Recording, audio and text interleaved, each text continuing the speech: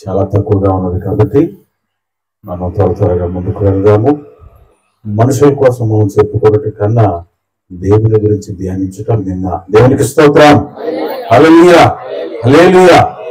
పిల్లరా, ముఖ్యంగా మనం ఇక్కడకు ఎందుకు వచ్చామో, ఎలా వచ్చాము అనేటువంటి విషయాలు, 2 విషయాల మీద తెలియజేస్తాను.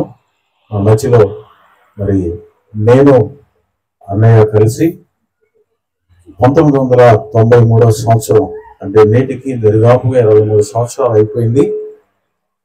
ఒకే బైబిల్ కాలేజీలో మేము చదివి ఎన్నో అద్భుతమైనటువంటి విషయాలను నేర్చుకొని ప్రత్యక్షముగా అద్భుతాలను చూసి మరి అనేకమైనటువంటి వాక్యములు మేము చదివి బోధించబడి మరి దేవుని యొక్క నామములో ఆ రోజు నుంచి ఈ రోజు వరకు సేవ చేస్తూనే ఉన్నాము. దేవునికి స్తోత్రం. హల్లెలూయా. అయితే మరి చాలా సందర్భాల్లో ఇక్కడికి వైజాగ్ అంటే ఇండియా వచ్చారు, కానీ ఆస్ట్రేలియా నుంచి మరి నా దగ్గరికి రాలేకపోయారు, సమయం లేక. మరి ప్రత్యేకముగా మరి కుటుంబాన్ని చూడాలని, మన సంఘాన్ని చూడాలని ఆయన ఇక్కడికి వచ్చినారు.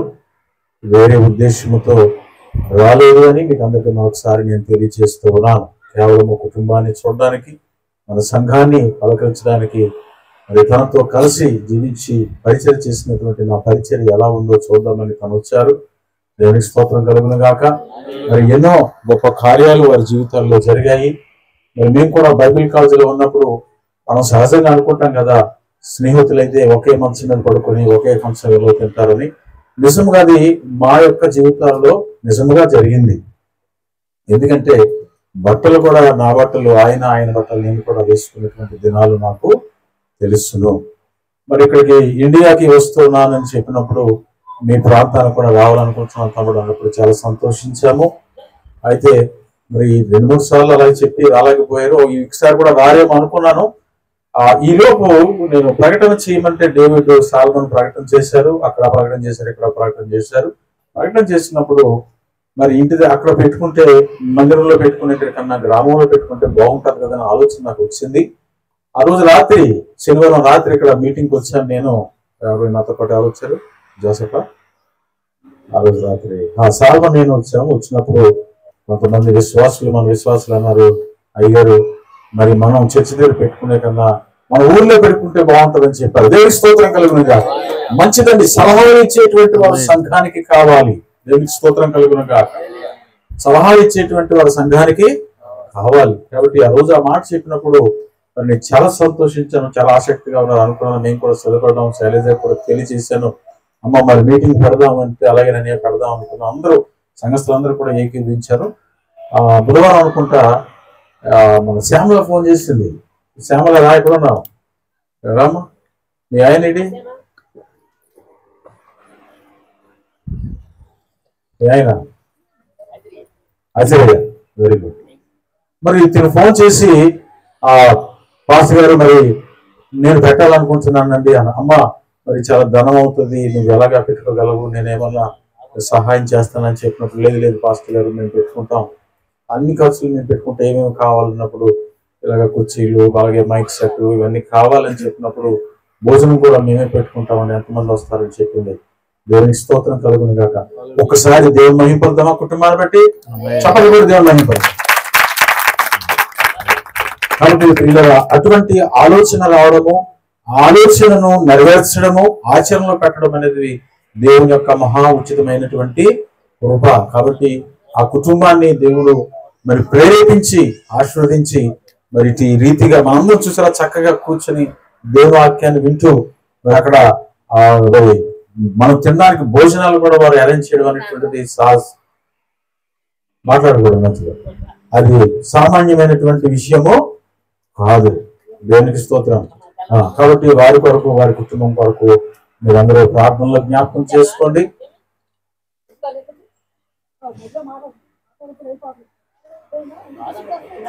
మాట్లాడకమ్మా, నువ్వు మాట్లాడితే ఇక్కడ మాకు డిస్టర్బెన్స్.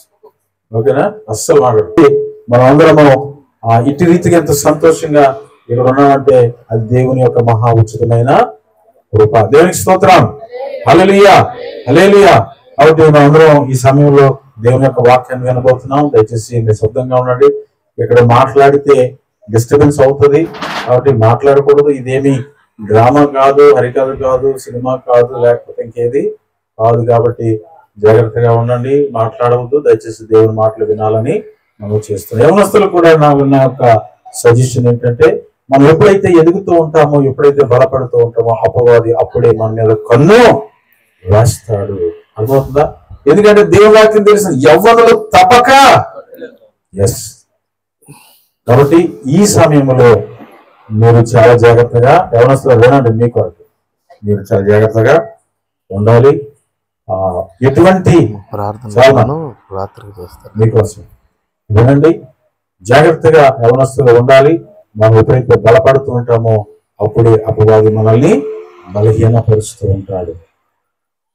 కాబట్టి తప్పిపోయినటువంటి కుమారుల వలె కాకుండా తిరిగి వచ్చినటువంటి దేవుని బిడల వల్లే మన అందరం కూడా ఉండాలి. దేవుడు మిమ్మల్ని దీవించును గాక. అలాగే విశాఖపట్నం నుంచి మరి చెప్పిన వెంటనే, ప్రార్థన చేసిన వెంటనే యవనస్తులు, పెద్దవారు కొంతమంది ఈ యొక్క ఆరాధనకు రావడం జరిగింది. వాళ్ళని బట్టి నా హృదయపూర్వక వందనాలు. ఇక్కడ సంఘస్థులు అందరూ ఉన్నారండి. ఇంకెవరు మిస్ అయ్యారా? ఒకసారి మీ చేతులు చూడాలని ఆశపడుతున్నాను. ఇంకెవరు మిస్ అయినట్టున్నారు? ఓహో, గొట్ల మీద కూర్చున్నారా? పెద్ద మనుషులు అక్కడ కూర్చున్నారండి. ఓకే, వెరీ గుడ్, మంచిది. మనం చిన్న ప్రార్థన చేస్తాను. చేసిన తర్వాత దేవుని యొక్క వాక్యాన్ని మరి సహోదరులు అన్నయ్య రాజు గారు అందిస్తారు. మనకి ప్రార్థన చేసుకుందాం. కళ్ళు మూసుకోండి, ఎక్కడ ఉంటారు అక్కడ కళ్ళు మూసుకోండి, ప్రార్థన చేద్దాం. అపవాది గర్జించు సింహం వల్ల ఎవరిని మృంగుదనాన్ని ఎదురు చూస్తూ ఉంటాడు. జాగ్రత్త. ప్రభువా మీకు వందనాలు, స్తోత్రాలు.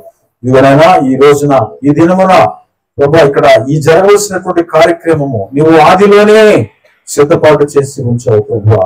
వీటి రీతిగా మేము ఇక్కడ కలుసుకున్నటకు, ఈ గ్రామంలో ప్రార్థించుటకు, తండ్రి నేను స్తుతించుటకు మీరు ఇచ్చినటువంటి కృపను బట్టి వందనాలు అయ్యా. మీరు లేకపోతే మేము లేము ప్రభువా. మిమ్మల్ని బట్టే మేము ఇక్కడికి వచ్చి ఉన్నాము ప్రభువా. మీరే మాకు ఆధారము తండ్రి, మీరే మాకు రక్షణ. మా ప్రత్యక్షత కాదు, మా ప్రావీణ్యత కాదు, మా ధనము కాదు, మా అందము కాదు, మా సంతోషము కాదు ప్రభువా. కేవలము నీవు మా కొరకు సిలువలో మరణించి నీ రక్తమును కాల్చావు కాబట్టే నిన్ను ప్రకటించగలిగేటువంటి గొప్ప కృపను నీలో మాకు ఇచ్చినందుకు నీకు వందనాలు, స్తోత్రాలు అయ్యా. మమ్మల్ని మేము ప్రకటించుకోవడం లేదు తండ్రి, క్రీస్తు అనేటువంటి సిలువలో రక్తము కాచిన యేసును ప్రకటిస్తూ ఉన్నాము తండ్రి. అంధకార చీకటి శక్తులు, బలహీనపరిచే ఆత్మలు, బలవంతపు ఆత్మలు, దురాత్మలు, దెయ్యపు శక్తులు తండ్రి, సమస్తమైనటువంటి కీడు శక్తులు యేసు నామములో నాశనమైపోయేదాకా నీ బలమైనటువంటి అగ్ని ప్రత్యక్షత ఇక్కడ ఉంచండి ఆయన. బలపరచండి, స్థిరపరచండి. అపవాది మమ్మల్ని విడిచి తమని తెలియజేస్తున్నాను ప్రభువా. మీరే సహాయం చేయమని, విడుదలను దీవించమని, ఈ కార్యక్రమం ఏర్పాటు చేసిన కుటుంబాన్ని దీవించి దర్శించమని అయ్యా. మరి వాటిని అందిస్తున్నటువంటి అన్నయ్యని, అలాగే నడిపించినటువంటి తమ్ముడు శాంతారావుని, బిడ్డలు యవనస్తులందరినీ కూడా మీరు పొందమని యేసు నామములో వేడుకొనుచున్నాను తండ్రి. సమయాన్ని అన్నయ్య గారికి ఇస్తూ ఉన్నాను.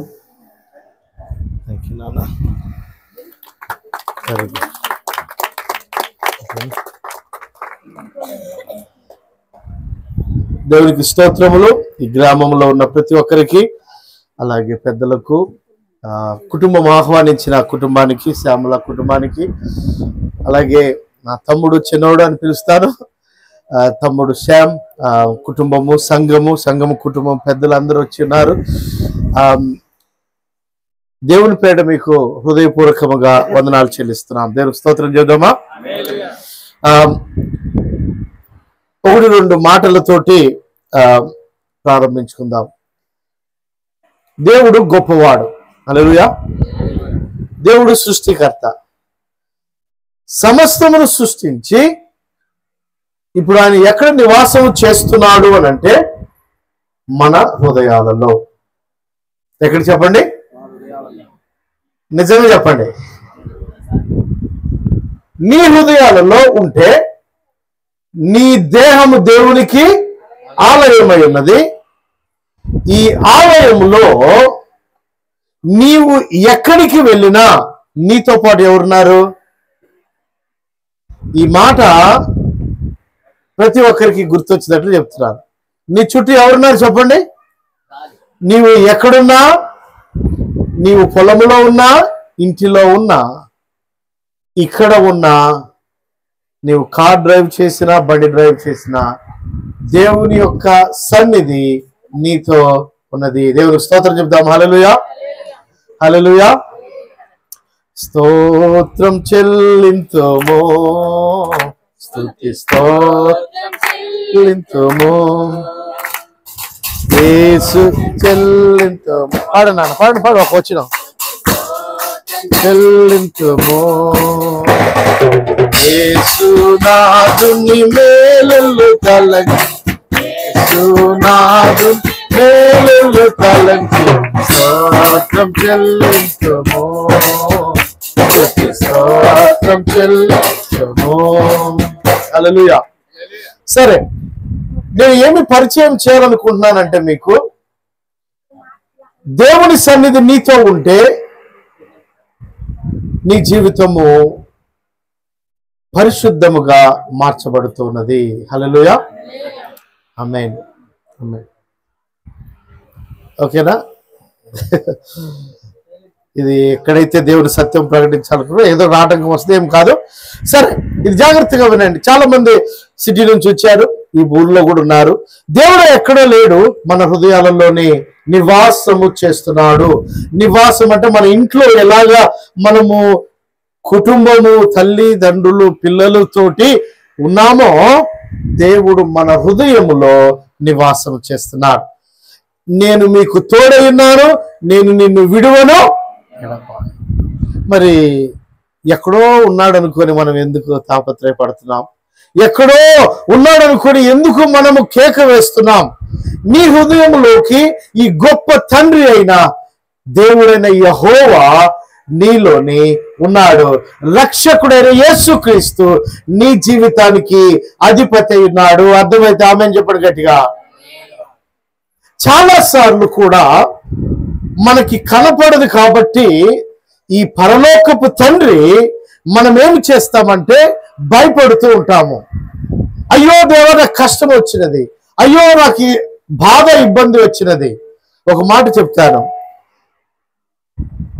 ఒక 6 నెలలు 7 నెలలు పాప అయినా బాబు అయినా వేలాది మంది జనంలోని ఆ పాప ఏడుస్తే ఆ తల్లికి తెలుసుద్దంట. నిజమేనా అది?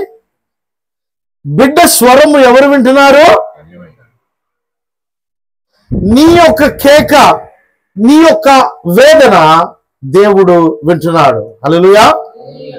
దేవుడు ఎక్కడో లేడు.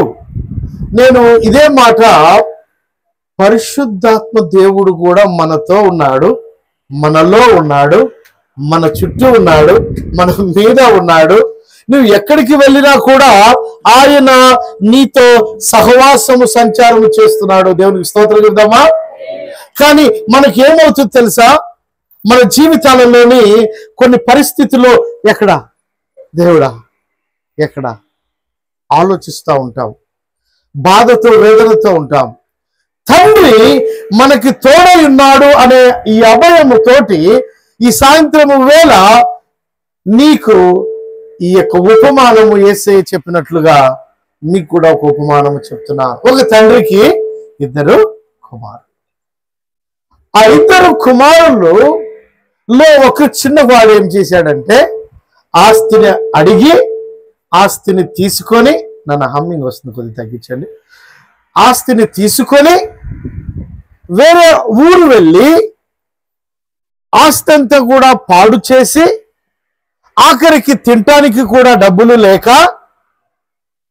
ఒక పందులు మేపే ఒక ఆయన దగ్గరికి వెళ్ళి, అయ్యా నాకు పని కూడా లేదు, నేను పని చేయాలి అని అంటే, అక్కడ పందులు మీరు చూసుకోమంటే ఆకలితో ఆ పందులు పొట్టు తిని తన కడుపును నింపుకున్నాడు. చూడండి, మానవుని యొక్క హృదయము మనము ఎప్పుడైతే దూరముగా ఉంటామో ఈ బంధానికి, అప్పుడే మొదలైంది వేదన అనేది, అప్పుడే శ్రమ, కష్టం అనేది. సో ఇదే మాట ఆత్మీయతలో చెప్పాలి అని అంటే, మనము దేవునికి దూరముగా వెళ్ళే కొలది దేవునితో సహవాసము లేకపోతే మన జీవితాలలో కరువు అనేది సంభవిస్తుంది. మన జీవితాలలో లేమి అనేది ఏర్పడుతుంది. మన జీవితాలలో ఈ బంధము పోతుంది. ఇప్పుడు నేను నా తమ్ముడికి దూరముగా ఉండటము వలన బంధం ఏమైపోయింది? మాట్లాడలేదు, చాలా సంవత్సరాలు అయిపోయింది. సో ఈ బంధములోని ఎప్పుడు ఏమి జరుగుతుందో అనేది తెలియదు. కానీ ఇంట్రెస్టింగ్ గా ఏంటి తెలుసా? ఆసక్తిగా తండ్రి ఎదురు చూస్తున్నాడు. హల్లెలూయా. ఈ సాయంత్రం వేళ తండ్రి ప్రేమ ఒకే ఒక మాట ద్వారా మన జీవితాలు కట్టబడతాయి అనే ఉపమానముతో చెప్తున్నాను. ఇంగ్లీష్లో అయితే the greatest love ever showed. To show the love, forgiveness is important. ప్రేమ చూపించాలి అని అంటే ఒకే ఒక మాట, క్షమాపణ. క్షమాపణ క్షమాపణ ఎట్లాంటిది అనే ఒక మాట చెప్పాలి అని అంటే, ఇప్పుడు సైకిల్ ఉంది, కార్లు ఉన్నవి, అన్నిటికీ టైర్లు ఉంటాయి కదా. టైర్లకి పంచర్ అయితే ఏం చేయాలా? పంచర్ వేయకపోతే బండి కదులుద్దా? క్షమాపణ కూడా నీ జీవితంలోని నీ బంధువులైనా నీ స్నేహితులైనా నీకు నీవే క్షమాపణ లేకపోతే నీ జీవితము నన్ను ఎవరు పట్టించుకోవట్లేదు, కానీ నా తండ్రి ఉన్నాడు, ఆయన కూడా మర్చిపోయాను, ఆస్తంతా పాడు చేశాను, ఇష్టం వచ్చినట్లు నడిపించాను, ఇప్పుడు బంధువులు లేరు, ఎవరు లేరు. ఇప్పుడు ఏమి చేయాలి అని అంటే ఈ హృదయాన్ని రిపేర్ చేయాలా? హల్లెలూయా. ఇవి మంచి మాటలు అనుకోండి, దేవుని మాటలు అనుకోండి, కానీ జీవితాలు, కుటుంబాలు, బంధాలు కట్టేది ఏమిటి అని అంటే ఒకే ఒక మాట, అయ్యా నన్ను క్షమించండి. నీవు పాపి అనే మాట ఉపయోగించేదానికంటే ఆ కుమారుడు పందిళ్ళ తొట్టిలో ఆ పొట్టు తింటూ నా తండ్రి దగ్గర అనేక మంది పనివారు ఉన్నారు. బుద్ధి వచ్చినప్పుడు ఏమొచ్చినప్పుడు? ఇప్పుడు కరెంట్లో ఏలు పెడితే కాలుద్దని తెలిసి పదే పదే పెడతా ఉంటే ఏమవుతుంది? మంచిదే కదా. అట్లాగే తాగుతూ ఉంటే ఏమవుతుంది? పోతాం కదా తొందరగానే. దేవుడేమో నీకు ఆయుష్నిచ్చాడు, కానీ దాన్ని కాపాడుకోవాల్సిన బాధ్యత ఎవరిది? కానీ క్షమాపణ కూడా అట్లాంటిదే. నీ జీవితంలోని చాలాసార్లు ఈ మొండితనం ఎట్లా ఉంటుంది తెలుసా? నేను సచ్చినా నీతోటి, వామ్మో ఎంత మాట అన్నారు అనలేదా? మనం గొడవలు పెట్టుకోలేదా? అది ఎట్లాంటిదంటే క్షమాపణ లేకపోతే, ఇది చాలా జాగ్రత్తగా వినండి, ఒక క్యాన్సర్ లాగా పుండు మొదలవుతుంది, అది పెరుగుతూ ఉంటుంది. అది ఎట్లా పెరుగుద్ది అంటే నీకు తెలియదు, నీ రక్తాన్ని తినివేసి ఎర్ర కణాలను నుంచి తెల్ల కణాలుగా మార్చివేస్తుంది. మనుషుని యొక్క జీవితం కూడా మానసిక బాధ ఎంత గొప్పది అని అంటే మనుషుల్ని పడవేసేటట్లు చేస్తుంది. చాలా మంది జీవితాలలోని సంతోషము, నవ్వు అనేది లేనే లేదు. ఎప్పుడు చూసినా తలకాయ వంచుకొని బాధతో కృంగినట్టు నడుస్తారు, కానీ వారి జీవితాలలో ఒక నవ్వు, ఒక ఆనందము, ఒక తృప్తి అనేది లేదు. కారణము ఏమిటంటే ప్రతి ఒక్కరి జీవితంలోని ఎవరైతే కృంగిపోతున్నారో వారి జీవితాలలో వారు ఇతరులను క్షమించట్లేదు. వాళ్ళు నన్ను అనలేని మాటలు అన్నారు, నేను నా జీవితం ఇంతే అనుకొని చాలా మటుకు మనుషులు నాశనం అయిపోతున్నారు, చనిపోతున్నారు మానసికంగా. సో ఈ రాత్రి వేళ మీకు నేను ఏమి చెప్పాలని ఆశిస్తున్నాను అంటే, ఇది శుభవార్తగా పరలోకపు తండ్రి నిన్ను క్షమిస్తున్నాడు. హల్లెలూయా. పరలోకపు తండ్రి నీ సహోదరుని, నీ కుటుంబంలో ఉన్న ఎవరైనా సరే నిన్ను అనరాని మాటలు అన్న వాళ్ళందరినీ కూడా క్షమిస్తున్నాడు. హల్లెలూయా. ఇది మామూలు మాట కాదు. మీ హృదయాలలో ఈ మైక్ శబ్దం వినిచిన ప్రతి ఒక్కరి జీవితాలలో ఈ మాట ఎంత ఎంత గొప్ప వాళ్ళైనా సరే సారీ చెప్తారా? చెప్పలేరు. ఎందుకు తెలుసా కారణం? గర్వము, ఇగో. కరెక్టే. నా ఆస్తి, నేను ఎంత గొప్పని, ఎంత ప్రెసిడెంట్ని, నేను ఏమనుకున్నారు నేనంటే. కానీ సొంత కుమారుణ్ణి, కూతుర్ని, బంధువులని, అన్నదమ్ములను, అక్క చెల్లెల్ని క్షమించలేకపోతున్నారు. ఒకే ఒక మాట, అరే చిన్న నన్ను క్షమించరా అంటే ఎంత ఎంత ఎంత మంచి మాట అది. మంచి మాట అన్న వాళ్ళు ఆమె చెప్పండి. ఆ క్షమాపణ అనే మాట అంటేనే కోపం వచ్చేవాళ్ళు చాలా మంది ఉన్నారు. అయిపోరు. ఎందుకు? ఆ రేజ్ అనేది, ఆ కోపం అనేది, ఆ ఆవేశం అనేది నన్ను అనరాని మాట అన్నారని గాయపడి 10 కాదు, 20 సంవత్సరాలు కాదు, 30 సంవత్సరాలు అయినా కూడా జీవితంలోని ఒక్క మాట చెప్పకుండా వెళ్ళిపోతున్నారు. సరే, ఈ తండ్రి కుమారు యొక్క బంధములో చూస్తే ఈ లోకంలో కూడా చాలా మటుకు మనము దైవ సంబంధంగా కూడా మా పాస్టర్ గారు ఆ మాట అన్నారు అని వెళ్ళిపోయే వాళ్ళు చాలా మంది ఉన్నారు. లేకపోతే మా నాన్నగారు నాకు ఆస్తి ఇవ్వలేదు, లేకపోతే నా అన్నదమ్ములు గొడవలు ఉన్నాయి, ఈ యొక్క క్షమాపణ లేకుండా అనేక మంది బాధతో కృంగిపోయి వెళ్ళిపోతున్నారు. ఇందాక ఒక మాట చెప్పాను, దేవుడు మనకు తోడు, పరిశుద్ధాత్మ దేవుడు మనకి తోడు. దేవునికి స్తోత్రం చెప్దామా? చిన్నోడు ఇట్లా నాన్న. ఈ తోడు అనేది ఎట్లా ఉంటుందంటే, ఇప్పుడు రాత్రి ఒక ఉపమానం చెప్పాను. ఫోన్లో సిమ్ కార్డు ఉంది కదా, సిమ్ కార్డుకి వైఫై అనేది ఏంటిది? వైఫై అంటే ఉందా లేదా? ఇప్పుడు నీకు కనబడుతుందా? దేవుని సన్నిధి ఎట్లా ఉంటుందో తెలుసా? నువ్వు నించున్నా, కూర్చోనా, నువ్వు పర్లేదు కాదు, కూర్చోమంటే పర్లేదు అంటావు, సిగ్గుపడతావు. సరే, జ్ఞాపకం చేసుకోండి, నువ్వు క్రైస్తవుడైనా క్రైస్తవుడు కాకపోయినా నిన్ను సృష్టించిన దేవుడు ఎల్లప్పుడూ కూడా నీకు తోడై ఉంటాడు, అభయముగా ఉంటాడు. నువ్వు ఎక్కడున్నా కూడా, ఏ పందుల పొట్టులో ఉన్నా కూడా, ఏ దిగజారిన స్థితిలో ఉన్నా కూడా, నువ్వు చేతగానోడివి ఏ అన్నా కూడా ఎవరికి కనపట్లేదు మనకి ఇప్పుడు? దేవుని యొక్క సన్నిధి. దేవుని సన్నిధి మనల్ని విడువదు. చెప్పండి మాట, విడువదు అంటే అర్థం ఏంటన్నా? గట్టిగా పట్టుకున్నది బంధం, అది నీ వద్దన్నా కూడా నీతో ఉన్నాడు. అదే దేవుని యొక్క గొప్పతనం. అలా కూర్చోనానా, ఎందుకు తెలుసా? ఆయన నిన్ను సృష్టించాడు, నిన్ను తయారు చేశాడు.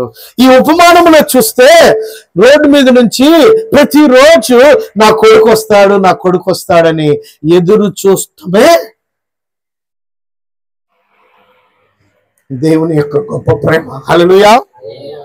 చాలాసార్లు మనం అంటాం కదా, నేను నీచుని, దౌర్భాగ్యుని, ఎంతో పాపిని, ఎంత పాపము చేశానో నీకు తెలియదు. ఎన్ని చెప్పేదానికంటే నీ కొరకు నీ పరలోకపు తండ్రి వేచి ఉన్నాడు. హల్లెలూయా. నువ్వు ఎంత దిగజారినా దయచేసి నీ పిల్లలను ఏదో ఒక మాటని పంపించేయచ్చు, కానీ వారు నీకు వారసులు. ఈ యొక్క ఉపమానం ఎందుకు యేసు ప్రభు చెప్పవలసి ఉన్నదంటే, యూదులకు మనమందరము కూడా అన్యులమే, కానీ మన కొరకు ఏ పాపి రక్షించుట ఆయన నశించుట ఆయనకి ఇష్టమో లేదు.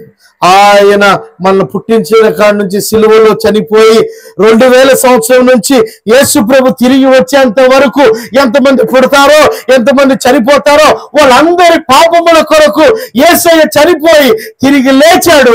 ఎందుకంటే ఆ పునరుద్ధాన శక్తి ఒక పాపిని, ఆయన నన్ను నిన్ను క్షమించి రక్షించేదానికి. ఈ ఉపమానము తప్పిపోయిన కుమారుడు అనేది తెలుసు, కానీ దీనిలో ఉన్న సారాంశం ఏమి తెలుసా? మానవుని యొక్క స్వభావం ఏంటి తెలుసా? మానవుడు ఇష్టపడడు, మానవునికి కోపం ఎక్కువ, మానవుడికి అసూయ ఎక్కువ, ద్వేషం ఎక్కువ, క్రోధము, కక్ష. ఇవన్నీ బైబిల్లోని చూస్తే పాపము శరీర క్రియలుగా ఉన్నవి. సరే, ఇంకో మాట చెప్తాను, అబద్ధము మంచిదే కదా. చెడు అన్నాడు చిన్నోడు కాదు, మంచోడు. బైబిల్లోని అబద్ధం పాపమా లేదా? చిన్నదైన పాపమే, చిన్న అబద్ధము పాపమే. మరి చేయని వాళ్ళు ఎంతమంది? సాకు అబద్ధమా కాదా? ఏంరా నాకేం చూస్తారు? సాకు అంటే తెలుసా? సాకులు అంటే తెలుసా? ఏం భాష నా మంది? సాకులు అంటే ఎక్కడికి వెళ్ళావంటే ఇంటికి వెళ్ళాను ఆ మాట చెప్పరు. అక్కడికి వెళ్ళాలే నీకెందుకు, ఏదో ఒకటి, ఎందుకు లేట్ అయింది మీటింగ్ అంటే ఏదో ఒకటి చెప్తాం. మరి ఇది నిజమా? ఏనా అదే నువ్వు అబద్ధం ఆడుతున్నావు, కత్తి పెట్టారు ఎవరన్నా. కానీ మనం ఏం చేస్తామో అనుకోకుండా, తెలుసో తెలియకో, ఈ మాట జ్ఞాపకం చేసుకోండి, మానవుడు పాపి, తెలుసో తెలియకో పాపములో మనం పడతాం. ఎంత గొప్పోళ్ళైనా సరే, ఎంత గొప్పోళ్ళైనా సరే. ఈ ఒక్క మాటకి ఏమిటి అని అంటే, మనము ప్రతి దినము కూడా క్రైస్తవులే కానీ ఎవరైనా సరే, దేవా నన్ను క్షమించి. చూసారా? క్షమించి. సరే అన్న, మీరు ఎవరు అసలు నవ్వట్లేదు, ఏం మాట్లాడట్లేదు. నేను మీ ఇంటికి వస్తే ఎందుకు వచ్చావని అంటావా? ఎందుకు వచ్చావయ్యా? ఏం కాదు, తాగు, నీళ్ళు తాగు. అసలు నవ్వట్లేదు, చూసారా? కానీ ఇంటికి వచ్చినప్పుడు హే వచ్చావు మా ఇంటికి, వెల్కమ్ అన్నా మనకు ఎట్లా ఉంటే చెప్పండి రా. ఇప్పుడు అందరూ పళ్ళు ఏకైనా పెట్టారు కదా. దేవుడు మనలో ఉన్నాడు, మనం ఇంకా సచ్చినలాగా ఎంత సంతోషంగా ఉండాలా. చూసారు? ఆ చిన్న జెస్చర్ అంటే ఇంగ్లీష్లోని, ఆ చిన్న ముఖ తత్వము, కవలిక, ఏ ఒకటి, అది మనుషులను ఆహ్వానిస్తుంది. అంతేగాని వచ్చావులే తాగు అనగానే ఉండాలనిపిస్తుందా? ఏనా? చూసారా? ఆ హృదయము, ఇక ఈ చేతగానే మాటలు కాదు ఇవి.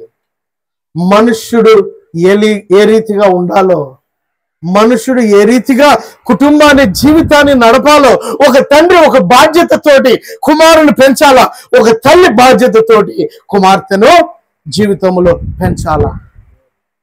హల్లెలూయా. ఈ దినాలలో వివాహము, పిల్లల్ని పెళ్లి చేస్తున్నారు, పంపించేస్తున్నారు. కానీ ఆడపిల్ల తల్లికి, అమ్మా నువ్వు ఇట్లాగా కుటుంబం పేరు తీసుకురావాలా, కుటుంబం అంటే ఇది, సాంప్రదాయం ఉండాలా, దేవుని వాక్యం చదువుకోవాలి, ప్రార్థన చేయాలా, ఇది నువ్వు కుటుంబం సంబంధించి తీసుకెళ్ళి ఆ మాటలు చెప్పి కష్టం వచ్చినా ఇబ్బంది వచ్చినా, అమ్మాయి మీ ఆయన ఏమన్నా తిట్టాడా నిన్ను, సంచేసుకొని సంకలో పెట్టుకుని వచ్చే ఇంటికి, అలా చెప్తున్నారు కదా. ఏంటి చెప్పండి? ఇక్కడ జీవితంలోని కుటుంబాలు పాడవపోవడానికి కారణం ఏంటంటే, నేర్పే విధానంలో బాధ్యతతో నేర్పించట్ల తల్లులు ఆడపిల్లలకి. తండ్రి కూడా, తండ్రి సంపాదిస్తాడు, పిల్లలు ఏం చేస్తారంటే ఉన్న ఆస్తిని మింగేస్తారు తినేసి, పని చేయకుండా. అరే ఒక దినమున నువ్వు పెళ్లి చేసుకుంటావు, నీ భార్య ఉంటుంది, నీకు పిల్లలు ఉంటారు, నువ్వు కష్టపడి పని చేయాలా. పని పురుష లక్షణము. మీ నాన్నగారు సంపాదించారు కొంతవరకు, కానీ నువ్వు కూడా కొంత సంపాదిస్తే ఇంకా ఆస్తి ముందుకు వెళ్తుందిరా. బాధ్యత ఇది. భార్యను బిడ్డలను మంచి ప్రేమగా చూసుకోరా, అవి చెప్పరు కదా. నేను మిమ్మల్ని, మీ అమ్మను కొట్టాను, నువ్వు కొట్టరా అని నేర్పించే వాళ్ళు కూడా ఉన్నారు. జీవితము ఈ లోకములోని ఎంతగా దిగజారిపోతుంది అనేది అర్థమవుతుందా లేదా? ఇప్పుడు ఈ పరిస్థితిలో దేవుని బిడ్డైన మనము కూడా మనం ఏం చేస్తున్నాము? ఈ వ్యక్తిని మనలో ఉన్న దేవుని ప్రేమ చూపించలేకపోతున్నాం. దేవుని స్తోత్రం చెబుదామా? ఇప్పుడైతే నువ్వు చేయలాగరు, లేట్ అయితే టైంను పెట్టి. దేవుని ప్రేమ, దేవుడు ఎక్కడున్నాడు చెప్పండి ఇప్పుడు? ఏనా భూమి ఎక్కడ? గుండెలో చూపించు. వద్దులే ఇప్పుడు, వద్దులే, హృదయంలో ఉన్నాడు కదా. ఓకేనా? తండ్రి తల్లి అంటే ప్రేమ ఉంది, కానీ ఆ ప్రేమ బతికినప్పుడే సరిగ్గా చూసుకోకపోతే, ఏనా బతికినప్పుడే చూసుకోకపోతే, ఇక్కడున్న ఈ గ్రామంలోని చాలా మంది మీరు మంచిగా ఆశీర్వాదం పొందాలనే మాటలే చెప్తున్నాను. అది దేవుడు చెప్పమన్న మాటలే.